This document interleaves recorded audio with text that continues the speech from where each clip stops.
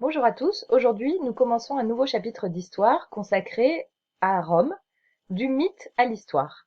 Donc c'est le chapitre 5 et je vous invite à passer un petit peu de temps à regarder la photo d'introduction dans votre livre, page 78-79, qui montre les vestiges encore visibles actuellement à Rome du Forum romain, parce que ce sont des vestiges absolument exceptionnels, dans un état de conservation fantastique, qui sont le témoin d'une civilisation qui a vraiment marqué l'Occident et qui le marque encore à l'heure actuelle.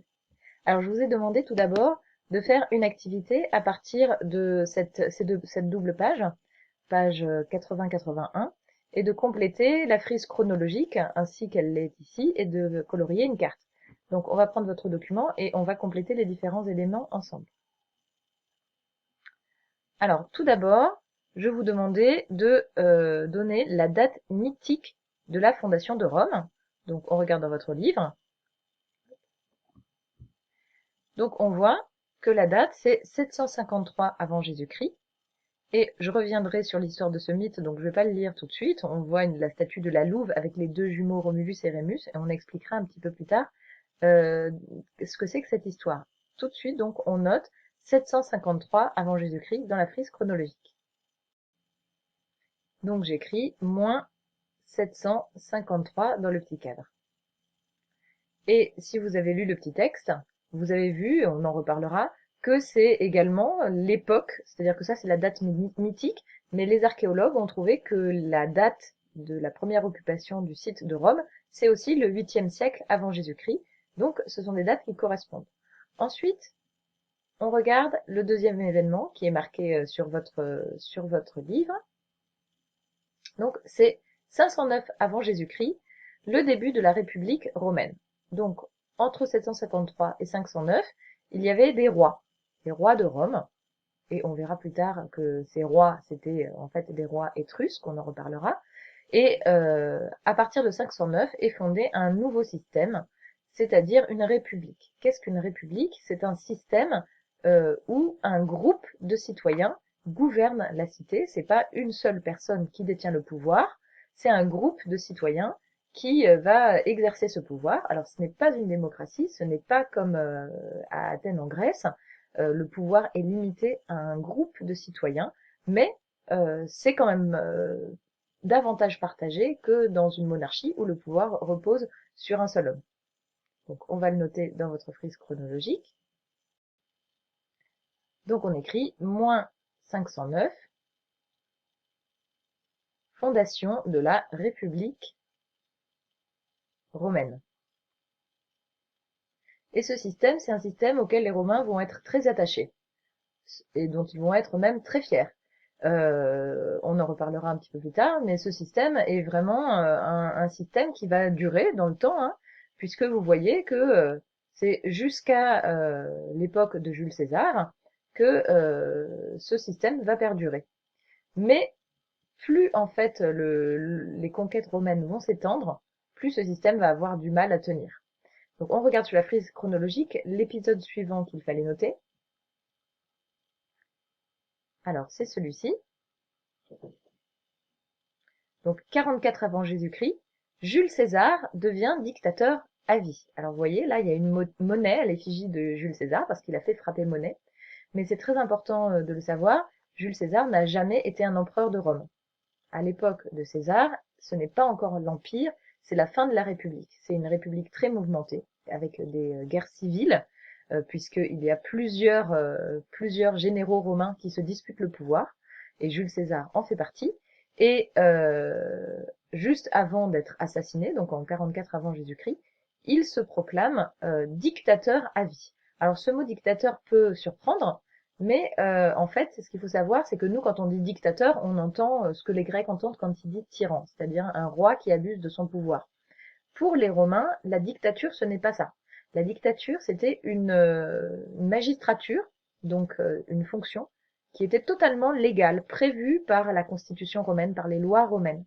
En fait, en cas de crise grave, on pouvait suspendre provisoirement les règles de gouvernement à plusieurs de la République. C'est-à-dire que pour une courte période, eh bien, un général ou un consul pouvait être nommé dictateur pour régler la crise, et cette dictature devait s'achever au bout de 6 mois. Donc la grande nouveauté, c'est que Jules César reprend ce titre de magistrature, dictateur, mais que au lieu de se proclamer dictateur pour 6 mois, ce qui est la norme, il se proclame dictateur à vie. Donc c'est en quelque sorte la fin de la République, mais il n'est pas encore un empereur, il n'a jamais eu le titre d'empereur. Donc on note dans votre frise chronologique la date 44 avant Jésus. Moins 44, César devient dictateur à vie. Mais ça ne va pas durer longtemps, car peu de temps après, il va être assassiné. Vous avez tous lu Astérix, et vous savez qu'il est assassiné, entre autres, par Brutus, son fils adoptif. En fait, il est assassiné, il y a une véritable conspiration contre lui, il est assassiné en pleine séance du Sénat, et, et Brutus fait partie de cette conspiration, mais en fait, beaucoup de Romains, horrifiés par le pouvoir que prenait César et par la rupture des institutions qu'il mettait en place, puisqu'il disait maintenant il n'y aura plus les institutions normales de la République, tant que je vivrai, eh bien c'est moi qui dirigerai. Et ça, c'est une sorte de coup d'État. Donc pour mettre fin au coup d'État de César, il est assassiné.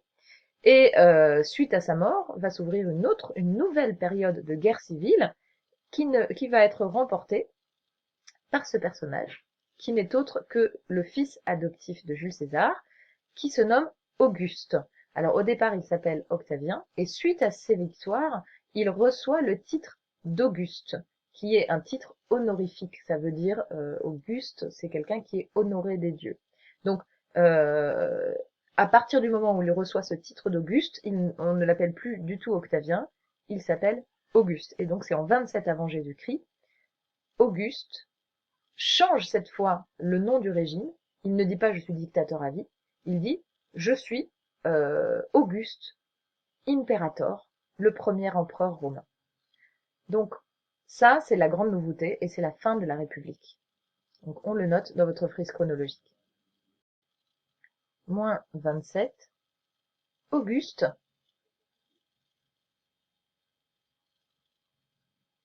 devient premier empereur, et c'est la fin de la République. Ensuite, je vous demandais de compléter la carte pour vous donner une idée, et je pense que la colorier, c'est la meilleure manière d'appréhender réellement l'extension des territoires romains au 1er siècle, à la fin du 1er siècle avant Jésus-Christ, donc juste avant qu'il devienne empereur. Et vous voyez qu'on est passé d'une situation où il y avait presque pas de territoire romain, hein, je reprends la carte ici qui est déjà complétée.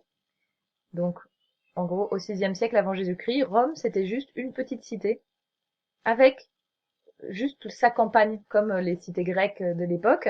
Donc, une ville et sa campagne, et c'était tout. Et au fur et à mesure, à partir du 2e siècle, eh bien, Rome va étendre ses territoires. Et ces territoires vont ne cesser de s'agrandir par des conquêtes de plus en plus importantes. Et vous voyez qu'à la fin du 1er siècle, eh bien, Rome a acquis un territoire plus grand qu'aucune autre civilisation européenne auparavant. Vous voyez que c'est pratiquement toute la péninsule ibérique, la Gaule, toute l'Italie bien sûr, la Grèce et tout le pourtour méditerranéen, et également, vous voyez, en Afrique, toute la région qui part de l'Égypte jusqu'à la Tunisie actuelle. Donc, je vous demande, s'il vous plaît, de colorier le plus proprement possible en orange, comme je vais le faire maintenant. Donc voilà, magie de la vidéo, moi j'ai presque terminé de colorier. Et donc vous voyez que toutes les régions qui étaient des régions grecques sont devenues des régions sous contrôle romain. En fait, les Romains, pour conquérir ces territoires, ont pris prétexte d'un besoin de maintien de l'ordre, et qui n'était pas totalement infondé, hein. Ils ont dit que dans la mer Méditerranée, autour de la Grèce, il y avait des problèmes de piraterie, et c'était vrai. Et en fait, ils ont pris le prétexte de la piraterie qui avait lieu dans les mers, dans ces mers-là, pour en profiter pour conquérir toute la région. Et c'est assez souvent comme ça que se sont passées les conquêtes romaines. Par exemple, quand César va conquérir la Gaule, eh bien, il va être appelé par un peuple de Gaulois qui se disputait avec ses voisins, et ils vont dire, on va pas conquérir, on ne va pas en Gaule parce qu'on veut constituer un empire, on va en Gaule parce qu'on nous a appelés et que les gens ont besoin de Rome pour établir la paix. Donc en fait, il y a toujours un prétexte qui est un prétexte juste pour mener ces conquêtes à bien. Et ça se traduit au final par la constitution d'un véritable empire. Voilà donc pour les bases des repères concernant Rome. Maintenant, nous allons étudier le mythe à l'origine de la fondation de Rome.